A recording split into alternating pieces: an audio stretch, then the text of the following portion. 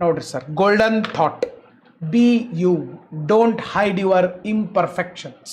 ಎಲ್ಲರೂ ಸರ್, ನಾವು ಯಾರೂ ಪರ್ಫೆಕ್ಟ್ ಅಲ್ಲ. ಮಿಸ್ಟರ್ ಪರ್ಫೆಕ್ಟ್ ಅನ್ನೋ ಕಾನ್ಸೆಪ್ಟ ಇಲ್ಲ ಭೂಮಿ ಮೇಲೆ. ಎಲ್ಲರ ಕಡೆ ಕುಂದು ಕೊರತೆಗಳಿರ್ತವೆ. ನಾವು ಅದನ್ನು ಹೈಡ್ ಮಾಡಬಾರ್ದು. ನಮಗೇನು ಬರಂಗಿಲ್ಲ, ನಾವು ಎಲ್ಲಿ ಫೇಲ್ ಆಗ್ತಾ ಇದ್ದೀವಿ, ಎಲ್ಲಿ ನಮಗೆ ಗೈಡೆನ್ಸ್ ಬೇಕಾದನ್ನು 4 ಜನರಿಗೆ ಹೇಳಿದರೆ ಸರ್ ನಮಗೆ ಗೈಡ್ ಮಾಡ್ತಾರೆ.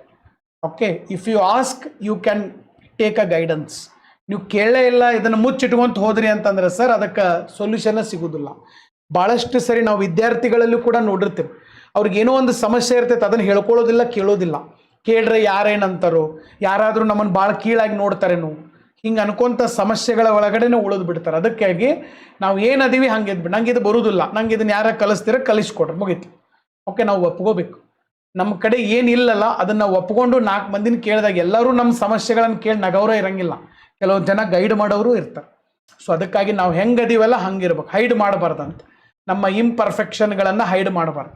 ನಾವು ಪರ್ಫೆಕ್ಟ್ ಇಲ್ಲಂದ್ರೂ ಪರ್ಫೆಕ್ಟ್ ಅದೀವಂತ ತೋರಿಸ್ಕೊಂತ ಹೋಗೋದು ಸರ್ ಭಾಳ ಡೇಂಜರ್. ಅದು ಕೆಲವು ಮಂದಿ ಅದನ್ನು ಮಾಡ್ತಿರ್ತಾರೆ, ಅದು ತಪ್ಪು. ಓಕೆ, ನನ್ನ ಪಾಯಿಂಟ್ ಅರ್ಥ ಆಗಿದೆ ಅಂತ ನಾನು